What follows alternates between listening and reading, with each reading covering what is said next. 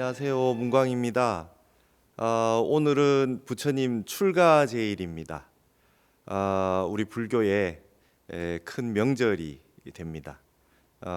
이런 뜻깊은 시간에 우리 BBS의 불교 방송의 여러 대중과 함께 이렇게 얘기를 나누게 돼서 너무 반갑고 감사합니다. 출가제일 하면은 저는 이제 출가를 해서 처음에 큰절에 살 때 이제 그런 생각을 했어요. 출가제일 오고 난 다음에 일주일 뒤에 열반제일이 있어서 발심해서 철 들고 일주일 있으면 열반인가 그런 생각을 했어요. 지금 출가라고 하는 의미를 이렇게 다시 생각을 해보면 참 거룩한 일인 것 같아요. 부처님의 출가가 수천 년 동안 수없이 많은 사람에게 삶의 본질에 대해서 한번 다시 생각하게 만들어주는 그런 계기가 됐잖아요. 그래서 인류사의 가장 중요한 날이 아니었나 그렇게 생각을 합니다. 인도에 가보니까 성지순례를 하러 인도에 가보니까 부처님의 그 출가한 장소 성지는 없더라고요.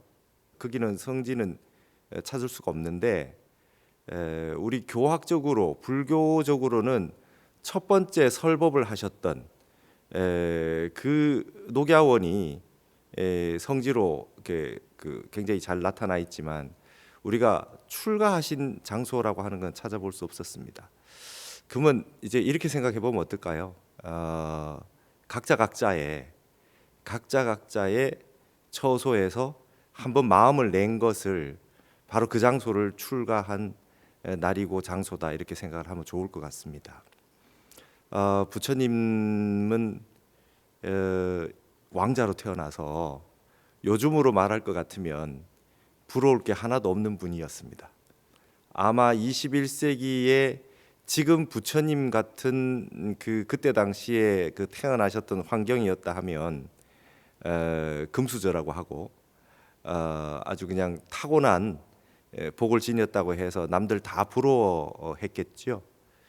근데 부처님은 세상이 가지고 있는 세상 사람들이 가지고 있는 그런 관념과 정반대로 그걸 다 버리셨어요. 그 이유가 있겠죠. 우리가 보면 부처님 팔삼성도에 보면 도솔천에서 내려오신 도솔내이상, 그 다음에 비람강생산 태어나시는 거, 그 다음에 이제 유성 출가상이에요. 사문 유관상 뒤에 유성 출가상이죠. 사문을 통해서 이제 세상 사는 걸 본 거죠. 노병사를 본 겁니다. 우리가 태어난 다음에 늙어서 병들어서 죽는 걸 본 거죠. 그리고 나서 이제 출가를 하시죠.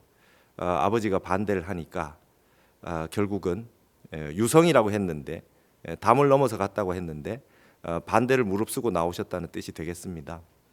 그래서 출가를 하셔가지고 나오셨는데 그때까지의 과정에서 어떤 마음의 변화가 있었겠냐 이거죠. 늙고 병들고 죽는다라고 하는 거, 이거는 누구나 다 인간이라면 가지고 있는 숙명인데요. 그 궁극적인 건 죽음입니다. 그리고 죽음 때문에 죽음이라고 하는 우리의 누구나 겪는 이 상황이 없다고 한다면 부처님이 그렇게까지 하셨겠는가? 만약에 조금 병들어도 뭐 이렇게 의학이 발달되고 이렇게 계속 살 수 있다면, 안 죽고 살 수 있다면, 그냥 지금의 것을 그냥 다 유지하고 살 수 있다면 왕자로 살아 보셨을지도 모르겠습니다. 근데 이게 죽음이라고 하는 거는 모든 철학의 근원이 바로 여기서 비롯됐다 이렇게 볼 수가 있겠죠. 죽음이라고 하는 것은 이 세상에서 무엇을 하든 간에 한번 끝이 난다는 것을 의미하기 때문에 이것이 굉장히 부처님에게는 큰 문제의식이 된 것 같습니다. 여러분, 우리가 지금 한국 불교의 수행이, 전통적인 수행이 간화선인데요, 화두를 드는 거거든요. 근데 화두를 든다는 건 다른 말이 아니라 질문을 하는 겁니다. 의심을 가지고 질문을 하는 거예요. 자, 지금 21세기의 전 세계는 어떤 사회냐? 한마디로 좋은 질문을 할 줄 모르는 사회다. 좋은 의문을 가지지 못한다. 제대로 된 질문을 하지 못하고 좋은 의문을 가지지 못하는 시대가 아니냐. 말하자면 어른들이 젊은 사람들에게 세계관으로서 가졌으면 해서 아이들에게 물어보는 것이 어떤 걸 물어보고 있느냐. 그다음에 젊은이들은 이 세상을 살아가는 가운데 일평생을 살아가는 가운데 내가 나 자신에게 어떤 질문을 해서 어떤 목표를 갖고 어떤 삶을 살아야 될 거냐라고 하는 본질적인 질문을 어떻게 던지느냐가 중요한데 제대로 된 질문을 지금 하고 있느냐, 우리 한번 그걸 떠올려 봐야 될 것 같습니다. 부처님이 출가를 하실 때의 목적은 그 다음에 어떤 수행을 하시고 어떻게 뭐 정각을 이루시고 부처님이 되시고까지 다 생각 못하신 상황에서 일단 출가를 하셨거든요. 문제의식을 가지고 출가를 하셨단 말이죠. 근데 그 문제의식을 가졌던 그 거룩한 질문이 과연 우리 현대에 있느냐 이 말입니다. 부처님 출가 이후로, 부처님 열반 이후로 우리 사회와 전 인류는 과연 진보했느냐, 과연 발전했느냐, 이거 한번 생각해 볼 필요가 있어요. 어떻게 돈을 벌 거냐, 어떻게 집을 장만할 거냐, 자식들에게 뭐를 물려주고 갈 거냐, 먹고 사는 질문 외에 과연 질문을 하고 있느냐, 이렇게 생각해 봐야 되겠습니다. 부처님이 3000년 전에 그 어떤 인도에 계셨던 분이 출가를 하셨다라고 하는 의미가 그냥 이제 불자들에게는 또 강하게 다가올 수 있지만 전 세계인에게 주는 메시지가 있죠. 과연 우리는 한번 태어나서 죽을 때까지에 대해서 진지하게 한번 생각해 보고 있느냐, 근본에 대해서 진정한 질문을 하고 있느냐, 그리고 과연 이 흘러가는 세계 속에서 제정신을 가지고 살고 있느냐라고 하는 게 이제 출가 제일의 가장 큰 의미가 될 것 같습니다. 단군 이래로 한국 사회는 가장 잘 살고 있다고 보여집니다. 근데 여러분 한번 질문을 다시 한번 제가 한번 던져 보겠습니다. 우리 역사상 전 국민이 한 명도 빠짐없이 내 집을 다 가지고 있었던 적이 있습니까? 그런 세상이 있었어요? 전 국민이 일을 안 해도 월급을 다 주는 그런 세상이 있었나요? 우리가 가지고 있는 어떤 문제의식이나 질문이나 가야 할 방향에 대해서 뭔가 잘못 생각하고 있는 거 아닙니까? 우린 그러면 많이 가져서 더 행복한가요? 제가 얼마 전에 참 재미난 얘기를 들었어요. 부처님이 돌싱이래요. 부처님이 돌싱이래요. 그러니까 제가 어떤 분이 우리 애가 재혼을 해야 되는데 어떻게 좀 스님 어떤 기도를 해야 되고 어떻게 하면 되겠습니까? 이렇게 질문을 해봐요. 그래서 제가 그랬습니다. 그건 제가 좀 약합니다. 그 부분은 잘 몰라요. 우리 스님들이 다들 저처럼 결혼을 한 번도 못 해보고 출가를 했거나 출가를 하실 때 다 가족 관계를 정리를 하고 오셔가지고 그쪽이 좀 약합니다. 우리 전공이 아니에요. 우린 잘 모릅니다. 이렇게 얘기를 했어요. 그러면서 제가 얘기를 했지요. 세상에서 말하고 있는 세속적인 삶, 부귀공명이라고 하는 거, 흔히들 말해서 사주팔자 좋다라고 하는 거, 그런 거로 봤으면 부처님이 어떻게 그게 적용을 시켜보면 어떨까요? 이렇게 했어요. 아주 최고의 집안에 태어났다. 가장 부유한 곳에서 태어나서 재산을 다 날렸다. 다 버리셨다. 걸식하셨잖아요. 빌어잡쌌다. 그 다음에 그 높은 지위를 가진 왕의 왕자가 그 지위를 다 벗어 던졌다. 그리고 우리는 지금 국가가 있는데요. 부처님 나중에 부처님 나라가 망했습니다.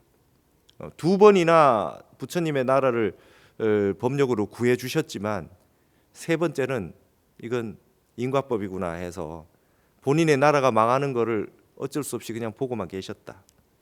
그 다음에 부부가 100년 해로 못했다. 그 다음에 아들이 태어나는 걸 보지 못했다. 그렇죠?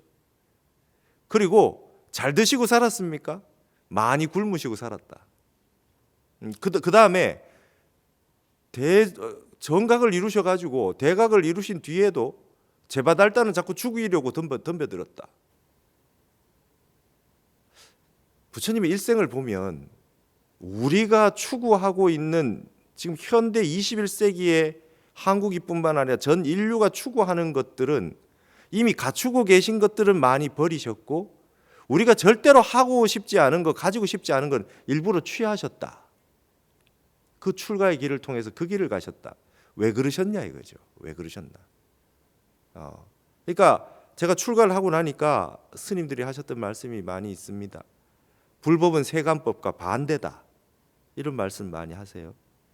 그러니까 그 얘기는 세상 돌아가는 거와 반대로 살면 바르게 사는 거 아니냐, 이런 역설적인 질문을 한번 해봄직합니다. 사람들 다 욕심 부리고 있을 때 좀 반대로 가보자. 누구나 다 기본적으로 갖춰야 된다고 죽기 살기로 죽을 때까지 노력해서 욕망을 가지고 추구를 해나가는 걸 한번 끊어보자. 그럼 어떨까? 제가 다른 건 모르겠는데요, 사람들한테 그런 얘기 요즘 많이 합니다. 매일 연공하셔라. 하루도 빠지지 말고 연공하셔라. 연공이 가장 귀하다. 이런 말을 많이 퍼뜨려서 막 지금 하시는 분이 많은데요, 제가 장담합니다. 이건 확실합니다.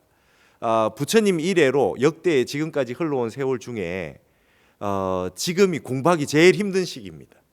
놀만한 게 너무 많아요. 재미난 게 너무 많고 막 시간만 나면 심심할 틈이 없지요. 핸드폰 하나면 온 세상에 재미난 걸 다 볼 수 있고 정신 없습니다. 그렇기 때문에 지금 아마 역설적으로 수행을 하고 공부하고 정진하고 기도하는 분들이 굉장히 옛날에 비해서 많이 적어졌다고 보면 됩니다. 이게 말법 시대라고 하는 것이겠죠. 그러니까 토끼와 거북이로 생각하면 지금 전생정생 수없이 공부해왔던 많은 분들이 지금 놀고 있어요. 그러니까 지금 토끼가 잠자고 있습니다.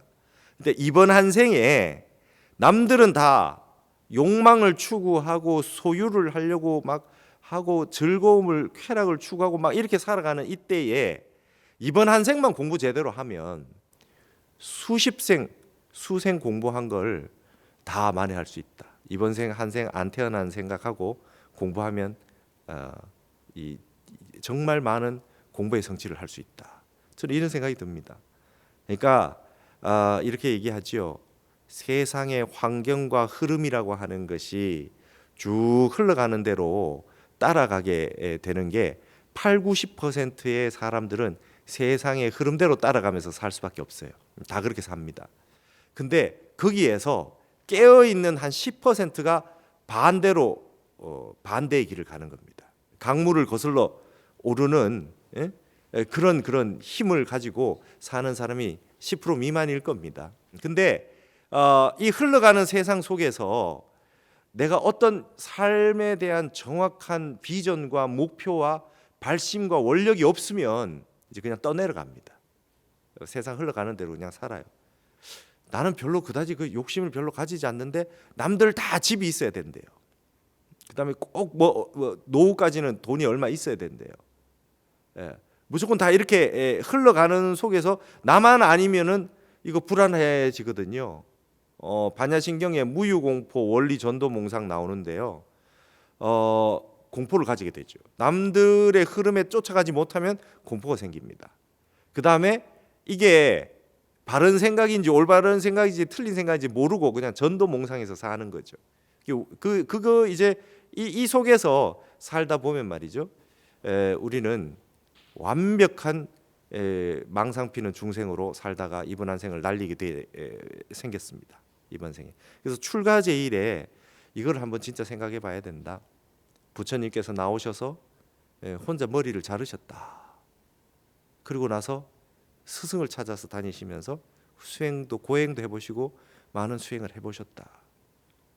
그런 과정들을 거치시면서 이미 문제의식을 가지고 나오실 때 이미 부처님의 길은 예정되어 있었고 부처님의 정각은 이미 예정되어 있었다, 이렇게 보여집니다.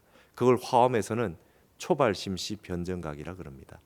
처음 마음을 발했을 때 그때가 바로 정각을 이룬 때다. 부처님이 이미 출가하셨을 때 이미 부처님의 견성성불은 예정되어 있었던 거 아니냐. 대발심을 하셨기 때문에 그렇다.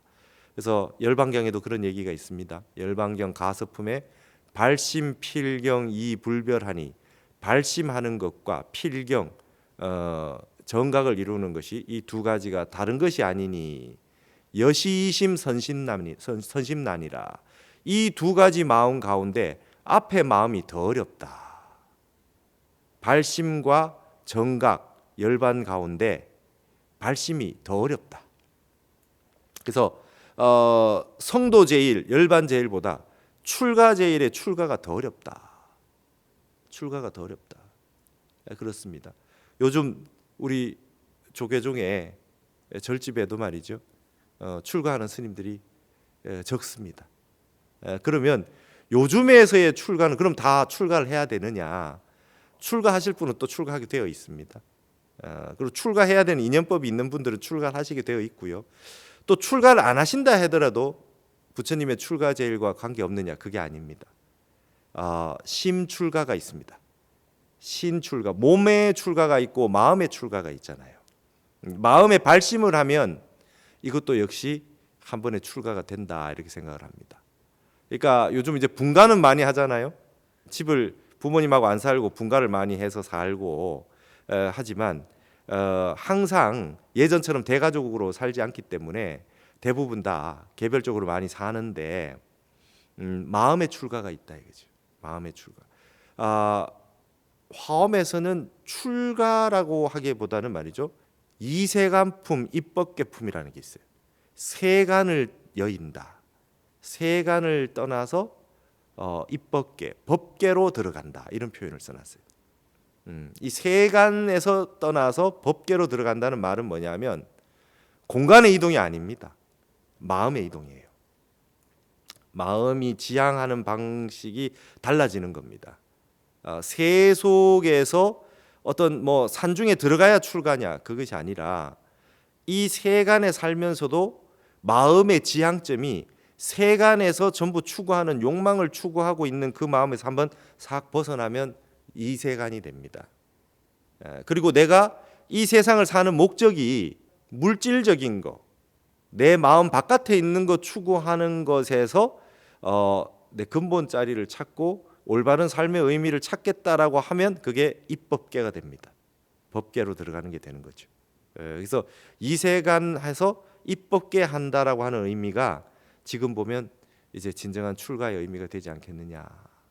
여러분 이제 인드라만 공동체 화엄에서 말하는 사사무예 법계가 완벽하게 이루어졌어요. 이제 SNS 스마트 시대가 와가지고 이 모든 디지털 이 문화 환경에서 전 세계가 그물망처럼 엮여 있어가지고 벗어날 그 출자 나갈 출이 잘 안 돼요. 그러나 목적은 말이죠.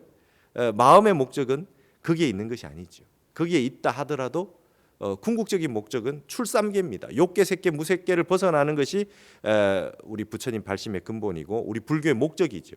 좋은 하늘에 태어나는 것도 아니고 저기 부처님이 선정해 드셔서 무색계 사선정까지 다 가셨는데도 그것도 깨달음이 아니라는 걸 아셨잖아요. 그래서 거기서 벗어나는 거 출삼계가 진정한 해탈과 열반의 길이거든요. 그럼 우리가 이제 사소한 것부터 좀 이렇게 실천을 합시다. 출가제일에는 어떻게 할 거냐? 만족할 줄 알자는 거지. 여러분 욕계 사천에 욕계에 있는 가장 좋은 하늘 도솔천인데요. 그 도솔천의 이름이 지족천입니다. 만족할 줄 아는 겁니다. 만족할 줄 아는 것. 만족할 줄 모르면 영혼이 허덕대게 된다. 만족할 줄 아는 순간 마음이 평온해지고 행복이 찾아오게 된다 이 말이죠.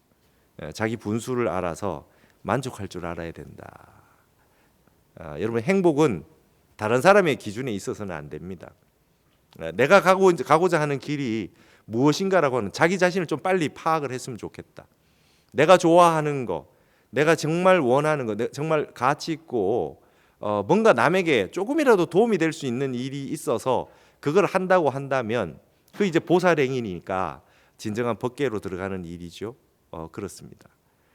그 다음에 여기서 이제 한 가지 꼭 우리가 생각을 해야 되는 거는 개개인이 하는 수행을 한 가지 좀 꼭 했으면 좋겠다. 이제 출가제일을 맞이해서 예전에는 이제 출가제에서 그 열반제일까지 일주일 상간이니까 용맹정진을 많이 했습니다. 발심을 해서 열반에 들 때까지 일주일간 잠 안 자고 정진을 해보자. 우리 스님들도 그렇고 그다음에 절에서 그렇게 늘 예불 하고 기도하고 정진하고 사는 그 이유가 노력하는 데 있는 거거든요. 잘 안 되더라도 노력하는 데 있는 겁니다. 이거 쉽지 않습니다. 뭐 매일 꾸준하게 한다는 것이 쉽지 않습니다.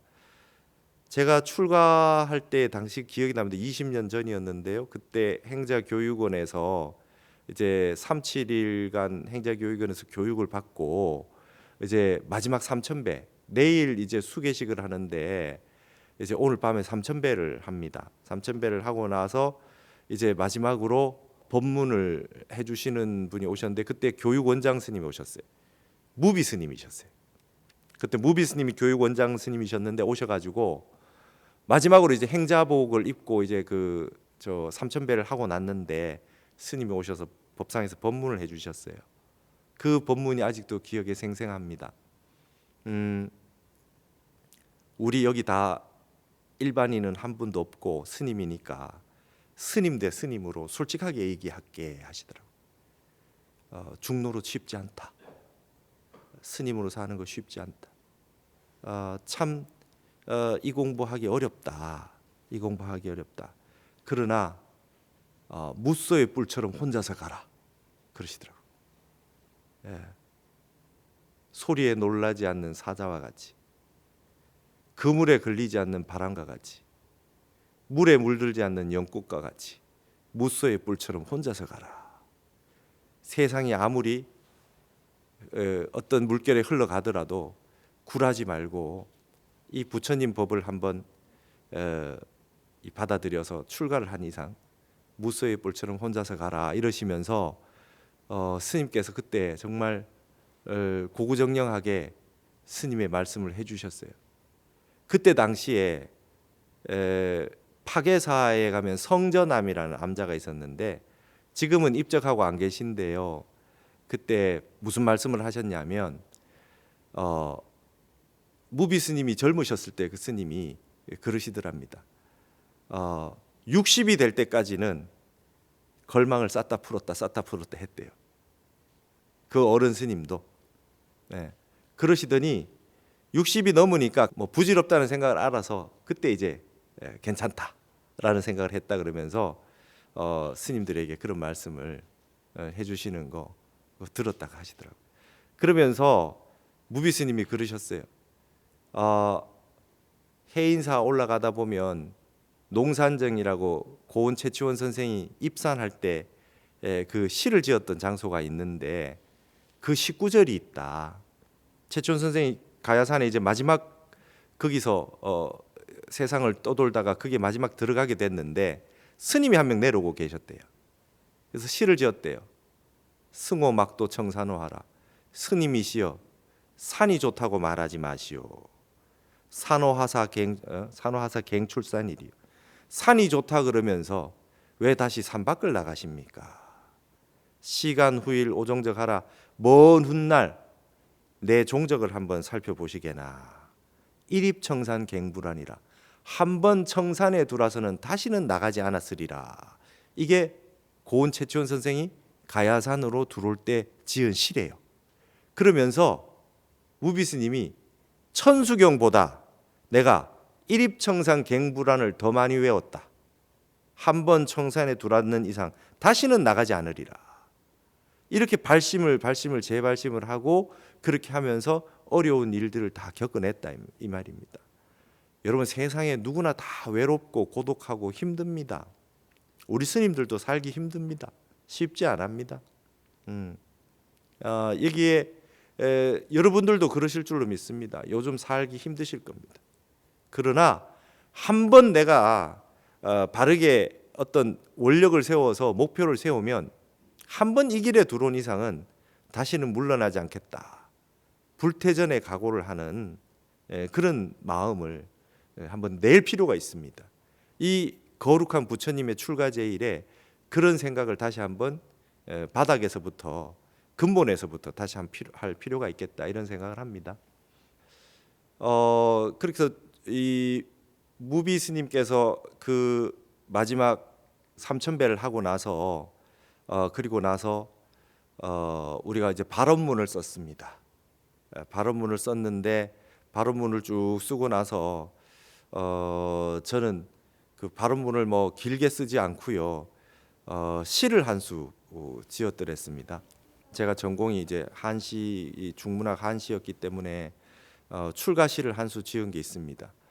저도 부처님 출가 제일을 맞이해서 그 내용을 한번 다시 상기하는 뜻에서 한번 읊어보도록 하겠습니다.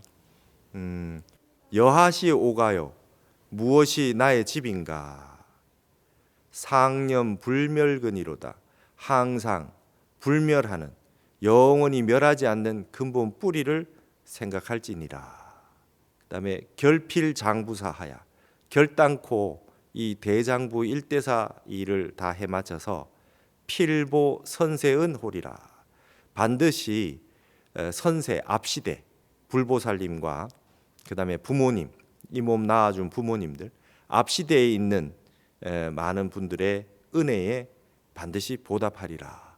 제가 이렇게 수계하기 바로 전날 삼천배를 마치고 무비스님 법문을 듣고 그래서 이제 이 출가시라고 해서 이걸 써서 제출을 했던 기억이 납니다. 그게 20년 전입니다. 제가 이제 출가할 때 한 2년 정도 기도를 하고 다녔었는데요. 그때 머리를 깎고 다녔거든요. 그랬더니 어느 절에 갔더니 저기 멀리서 행자가 한 분 뛰어와 가지고 출가하러 왔죠. 그러면서 저보고 출가를 하는데도 가문이 좋아야 됩니다. 문중이 좋아야 됩니다. 그러면서 여기서 출가하라고 막 그러는 거예요. 그래서 제가 그걸 보고 실망을 했어요.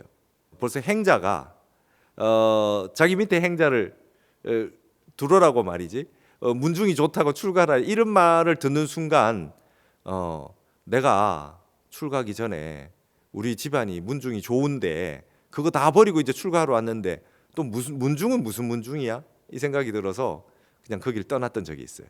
그래서 제가 출가시 첫 구절이 여하시 오가요 무엇이 나의 집인가? 가문이니 문중이니 말이죠. 무엇이 나의 진짜 집인가? 우리 출가할 때 집가자를 쓰잖아요. 무엇이 나의 진짜 집인가? 영원히 불멸하는 내 근본 자리를 생각하겠다라고 하는 그런 시를 지었죠. 그래서 대장부 일대사 생사 일대사입니다. 생사 나고 죽는 문제를 해결해야 된다. 나고 죽는 문제를 해결하지 못하면 이게 이제 출가해가지고 본문사가 아니거든요.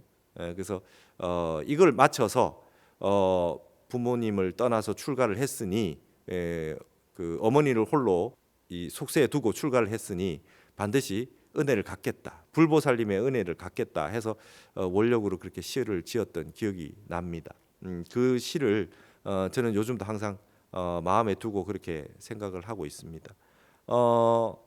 이 굉장히 이 발심이라고 하는 거는 세월이 지나면 계속 재발심하고 재발심해야 되는 것이 여러분들도 그런 경험이 있을 겁니다. 불교를 처음 받아들여서 가지고 공부를 처음 하는 분을 보면 굉장히 신심 있게 절을 하시거나 기도를 하시거나 뭐 수행을 하시는 거 보면 굉장히 열심히 잘 하시는 분을 보면 신심이 나지 않습니까? 그리고 그때는 처음 막 불교를 공부하실 때 그러신 경험이 다 있으시죠. 막 스펀지처럼 막 빨아들입니다. 이 공부 저 공부를 막 일시에 엄청나게 잘하게 되는 때가 있습니다. 그 힘은 다 발심에서 나온 거거든요. 근데 그게 세월이 쭉 지나다 보면 무뎌지기도 합니다. 그래서 다시 발심해서 출가하고 그다음에 행자님을 보고 처음 절에 오셔서 수행하시는 분을 보면 또 발심이 되게 돼 있죠. 또 그걸 보면 기뻐집니다. 이런 것이 이 발심이라고 하는 게 이게 위대한 그런 작용을 하는 것이다. 한 사람이 발심을 해서 수행을 하면 이 세상 모든 사람들에게 이렇게 좋은 영향력을 미치게 된다라고 하는 그런 부분이 되겠습니다. 그래서 저도 이번에 출가 제의를 맞이해서 다시 한번 이런 부분에 대해서 저 자신을 돌아보는 그런 계기가 되었습니다. 이 세상에 있는 모든 분들 정말 다시 한번 부처님의 그 인생을 정말 인간적으로 다시 한번 돌이켜 보셨으면 좋겠습니다. 그분이 왜 출가를 하셨나? 왜 집을 나오셨나? 그리고 왜 그 길을 가셨나? 나고 죽는 문제를 해결하기 위해서입니다. 우리가 이 숨 한 번 말이죠. 들이마신 숨 내쉬지 못하면 내생입니다. 생사의 그 갈림길이 그다지 멀지 않습니다. 주변에 점점 한 분 한 분 먼저 오셨던 분들이 생사의 갈림길을 벗어나는 걸 우리가 보게 됩니다. 우리도 언젠가 한번 가게 됩니다. 근데 우리는 어떤 마음으로 어떻게 살게 될 거냐? 매년 출가 제일 때마다 이런 부분에 대해서 한번 이 성찰을 해볼 필요가 있다. 조고각하하라. 나 자신을 한번 돌아보라라고 하는 말을 하는데요. 부처님의 인생에서 이 출가라고 하는 것이 가장 장애가 많은 부분을 뛰어넘은 부분이 아니었느냐. 마지막에 마군이 항복받을 때, 성불하시기 전에 마군이 항복받을 때 그때보다 오히려 출가하실 때가 더 힘드신 건 아니었느냐. 저는 그런 생각이 듭니다. 이게 발심이 굉장히 어려운 거거든요. 모든 것이 다 갖춰져 있는 데서 그걸 떠나고 다 버리셨다. 참 힘든 일 아니었느냐. 그때 버리셨을 때 이미 부처님의 정각이 이미 깨달음이 있으셨던 거 아니겠느냐, 이런 생각을 합니다. 그래서 제가 장난삼아 하는 말이 있습니다. 이 세상에서 가장 높은 산은 에베레스트 산이 아니라 우리 방지방, 문지방, 우리 방의 문지방산이 제일 높은 산이다. 첫 길 나서기가 어렵다, 그렇게 돼 있죠. 화엄경에도 십신, 십주, 십행 쭉 나갈 때 시작할 때 전부 부처님이 발바닥으로, 발가락으로, 발등으로, 발에서 방광을 하시잖아요. 첫 길을 나서는 게 어렵다. 백호광명 놓고 막 그렇게 안 합니다. 처음 출가해서 발심하는데 전부 발에서 방광하시잖아요. 화엄경에. 그러니까 우리 출가의 의미는 근본에서부터 시작해서 내 발 밑에서 이 한 발걸음에서 시작이 된다는 것을 다시 한번 상기해야 될 필요가 있을 것 같습니다. 요즘 세상 사람들이 너나 없이 힘들다 그래요. 힘들다 그래요. 근데 여러분, 안 힘들었던 세상은 한 번도 없습니다. 우리 사바 세계는 말이죠, 인토라 그래요. 참을 인자 흑토자. 참지 않으면 살 수 없는 세상입니다. 고락이 상반이랍니다. 고통과 즐거움이 반반이랍니다. 하지만 인간은 감정상으로 즐거움은 별거 없이 쉽게 빨리 지나가는 것처럼 느껴지고, 고통은 깊고 아주 더디게 느껴지기 때문에 실질적으로 감수하고 있는 고락은 상반이 아니라 고통이 팔구할이 되고 즐거움은 불과 얼마 없는 잠깐으로밖에 생각이 안 들거든요. 그래서 애시당초 이 사바세계에 사는데 행복하고 즐겁고 늘 좋은 일만 있을 거라는 기대 자체를 안 하는 게 좋습니다. 여기는 어차피 무상한 거 아닙니까? 즐거움이 왔다 조금 있으면 그냥 또 다시 고통으로 바뀌고, 계속 지속되면 어떻게 됩니까? 즐거움이 계속 지속된다. 그럼 권태가 됩니다. 그러고 난 다음에 또 되면은 그 다음에 즐거움을 못 느낍니다. 그게 사람의 마음이라고 하는 게 이렇게 이 칠식의 아상 덩어리이기 때문에 생각이 바뀌지 않는 한 절대로 바뀌지 않는다. 그래서 제가 생각을 해봤어요. 심출가가 있고 신출가가 있다. 몸이 출가하는 게 있고 마음이 출가하는 게 있는데, 우리의 업에 신구의 삼업이 있잖아요. 그러니까 신구의 했을 때 신과 의는 마음 출가, 몸 출가라고 보면 입이라고 하는 게 빠졌어요. 그렇죠? 우리 구업이라고 하는 게 빠졌습니다. 그래서 우리 출가 제일에 다시 한번 생각해 볼 필요가 있다. 입이 한번 출가하면 어떻게 되느냐? 구출가는 없느냐? 입이 한번 출가를 한다. 입은 언어 문자입니다. 항상 말과 그다음에 우리가 보고 있는 글과 그다음에 여기에는 문화라고 하는 것이 다 포함되리라고 봅니다. 늘 보고 있는 우리들의 문화 예술 방면, 늘 보고 있는 영상, 인터넷으로 보고 있는 그런 화면들, 그러한 것들이 이 세간에 너무 젖어 있지 않는 그런 공부를 좀 해보는 게 어떻겠느냐. 그게 구출가가 아니겠느냐. 언어, 문자, 문화, 예술, 우리가 늘 보고 있는 글과 말과 생각을 비롯해서 나오는 이런 부분들을 한번 훈습을 다시 하면 어떻겠느냐. 여러분, 훈습이란 용어 아십니까? 대승기실론에 훈습이라는 게 나와 있어요. 훈습이라고 하는 거는, 훈이라고 하는 거는 연기로 계속 쪄서 향기가 난다는 그 훈입니다. 여러분, 뭐 훈제라고 하는 거, 그런 거 이제 그 많이 쓰는 용어가 그런 겁니다. 무젖어지는 겁니다. 계속 옆에서 향을 피면 내 몸에 그냥 그게 훈습이 되는 거예요. 그걸 이제 훈습이라고 하는데요. 훈습에는 두 종류가 있습니다. 진여가 훈습하는 게 있고, 진여가 무명을 훈습하는 게 있고, 무명이 진여를 훈습하는 게 있어요. 계속해서 우리가 어떠한 문화와 글과 그다음에 언어를 계속 동일한 걸 계속 쓰게 되면, 우리가 부처님의 말씀과 부처님의 경전과 설법과 이런 내용들을 계속 보게 되면 진여가 무명을 훈습합니다. 그래서 진여의 세계가 자꾸 우리 세계에 말이죠, 향기처럼 있게 돼 가지고 무명을 점점 없애 가지고 진여가 무명을 훈습하게 돼요. 근데 반대로 하면 무명이 진여를 훈습해, 우리 불성을 자꾸 훈습해서 무명으로 덮어버립니다. 지금 이런 출가제일에 이런 얘기를 해도 늘 자기의 사유가 욕심 부리는 사유에 있는, 그걸로 훈습된 사람은 무명이 금방 진여를 훈습해 버려 가지고 구름이 태양을 덮어버리듯이 그렇게 자꾸 사람을 목매하게 만듭니다. 그래서 이번에 출가제일을 기해서 출가하실 분들은 출가를 좀 하면 좋겠다.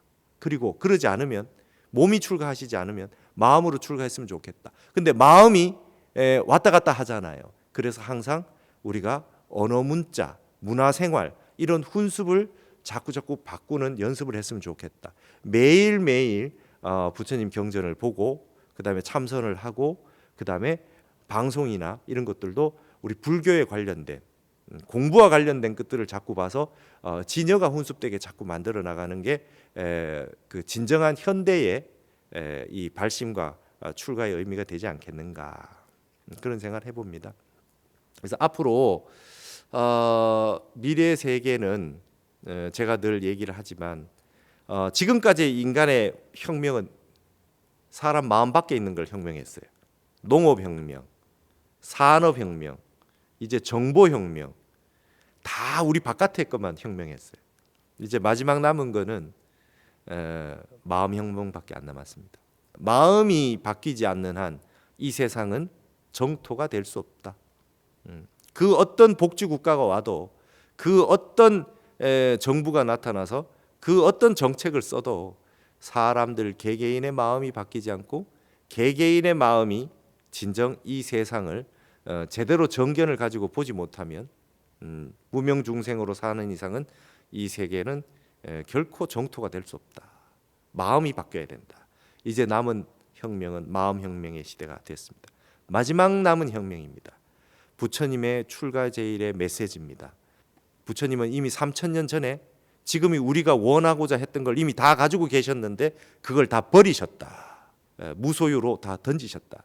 다 던지고 났더니, 손이 빈손이 되고 났더니 아무거나 다 잡을 수 있게 됐다. 이걸 뭘 하나 잡고 집착을 하고 욕심을 부리면 그 손은 아무것도 할 수 없다라고 하는 것입니다. 그래서 여러분, 세상이 지금 다 모든 매체를 봐도 다 강물에 떠내려가듯이 똑같이 욕망 덩어리로 떠내려가고 있다. 이때 거꾸로 한번 가야 됩니다. 무소의 뿔처럼 혼자서 가라.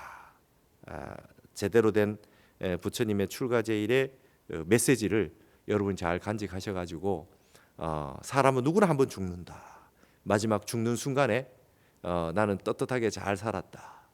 부처님의 가르침대로 잘 살았다. 염라대왕 앞에 가가지고 떳떳하고 당당하게 나는 멋지게 살았노라고 한마디 할 수 있는 그러한 삶을 살다가 우리가 이 생을 마감했으면 좋겠습니다. 출가제일 일주일 뒤가 열반제일입니다. 철들자 바로 입적입니다. 그러니까 빨리 발심해서 정신 조금 차리고 나면 말이죠. 세상 살 날 얼마 안 남았다 이 말입니다. 그러니까 빨리 발심하고 그다음에 원력을 세워서 남은 인생 멋있게 수행하고 남을 돕고 이타행을 하다가 보살행을 하다가 그렇게 멋진 삶을 마감합시다. 저도 한번 부처님의 출가의 의미와 저의 출가했던 시절을 되새겨 봅니다. 여러분도 마음을 텅 비우셔 가지고 항상 마음이 안락하고 경안을 얻고 평안하셨으면 좋겠습니다. 다 같이 성불합시다.